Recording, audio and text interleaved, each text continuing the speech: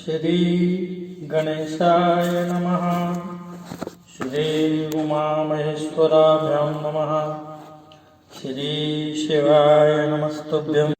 कलयुग में भगवान के दर्शन किसको होंगे और किसको नहीं होंगे, इस प्रश्न का उत्तर भगवान से स्वयं पृथ्वी देवी पूछ रही है कि प्रभु, कलयुग में आपका दर्शन किसको होगा तथा परम सुंदर विग्रह वाले भगवान श्रीनिवास का दर्शन भी किसे प्राप्त हो सकेगा, यह मुझे बताइए।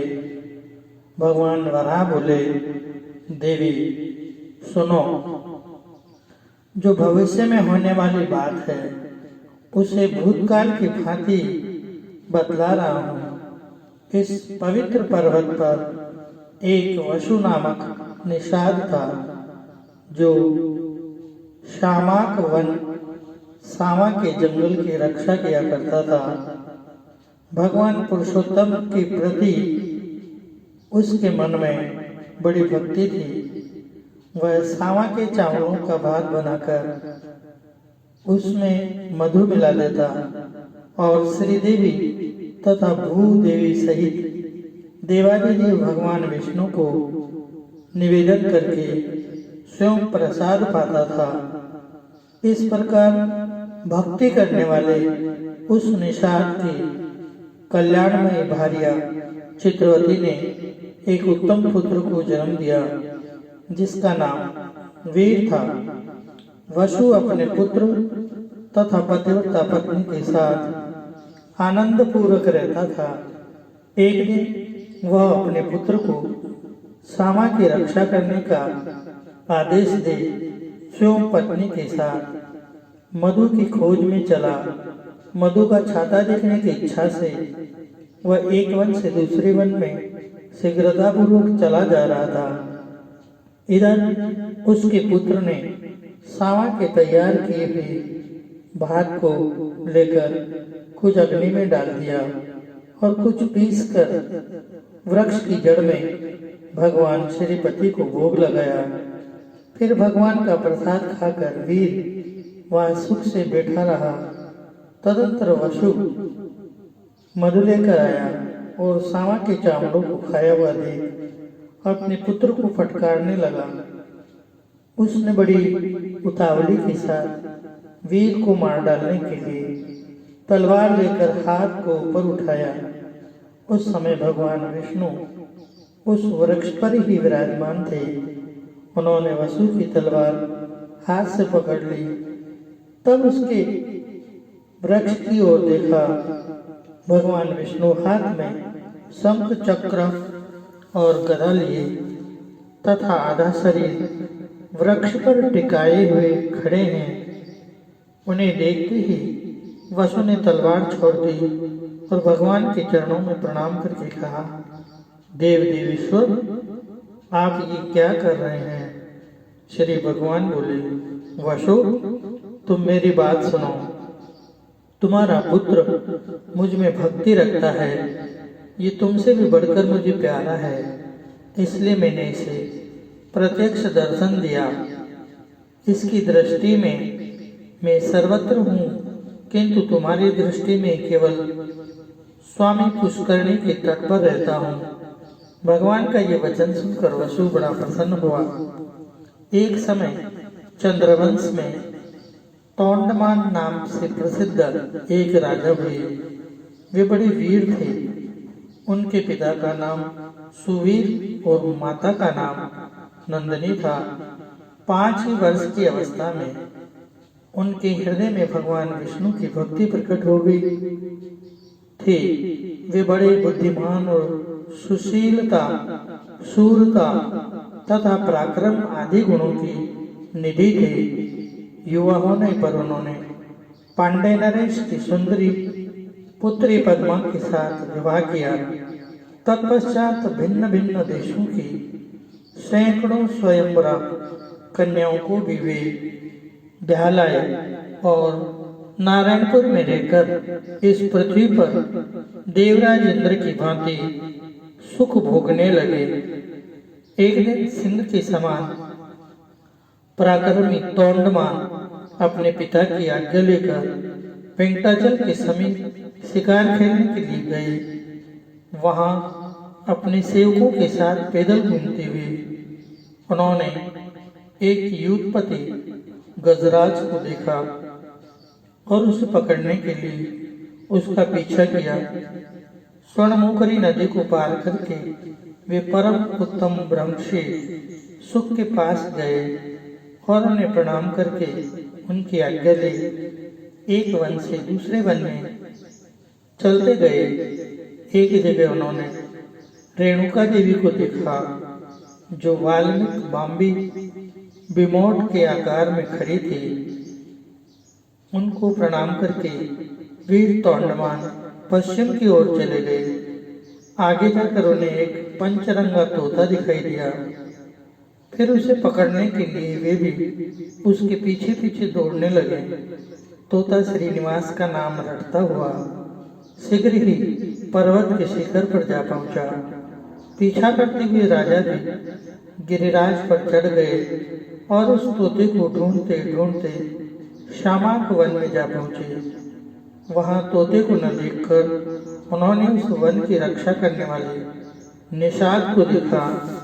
उसने भी राजा को आते देख शीघ्रतापूर्वक आगे आकर उनकी अगवानी की और उन्हें प्रणाम करके विनीत भाव से वह दोनों हाथ जोड़कर खड़ा हो गया। तोंडमान ने भी उसका आदर करके उससे पूछा, वनीचर, इधर कोई पंचरंगा तोता आया है, क्या तुमने उसे देखा है? वह श्रीनिवास की रट लगा रहा था, बताओ वो किधर गया है? वनीचर बोला, महाराज, वह 5 रंगों वाला सुख भगवान श्रीनिवास को बहुत प्रिय है। उसे श्रीदेवी और भूदेवी ने पाल पोस कर बड़ा किया है। वह सदा भगवान श्री हरि के पास ही रहता है।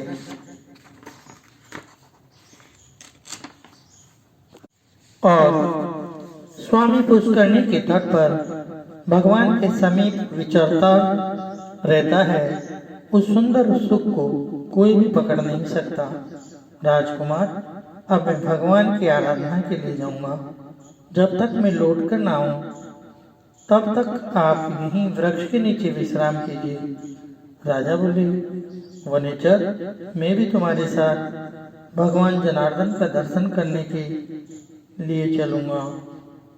तुम मुझे वेंकटाचल निवासी देवेश्वर का दर्शन कराओ। राजा की ये बात सुनकर निषाद ने मधु मिश्रित सावा का भात आम के पत्ते के दोने में रख लिया और राजा को भी साथ लेकर वह भगवान के समीप गया। वहां राजा सहित विधि पूर्वक स्नान करके निषाद राज ने स्वामी पुष्करणी के तट पर बिलव वृक्ष के नीचे विराजमान भगवान विष्णु का राजा को दर्शन कराया। उनके श्री अंगों की कांति अलसे के फूल की भांति श्याम थे। कमलदल के समान सुंदर एवं विशाल नेत्र थे। वे 4 भुजों से सुशोभित थे। उनके अंग अंग से उदारता प्रकट हो रही थी। मुखारविंद पर मंद मंद मुस्कान की छटा छा रही थी। उनके अंगों पर दिव्य पीतांबर शोभा पा रहा था। मस्तक पर किरीट और हाथों में कंकड़ आदि आभूषणों से उनकी शोभा और भी बढ़ गई थी। भगवान के दोनों पाशारों में परम सुंदरी श्री देवी और भूदेवी विराज रही थी। शंख चक्र खड़ग गदा श्रांग धनुष और बाण आदि आयुध मूर्तिमान होकर सब ओर से भगवान की सेवा में उपस्थित थे। इस प्रकार उन पुरुषोत्तम का दर्शन करके उन दोनों ने आनंद मग्न होकर उन्हें प्रणाम किया।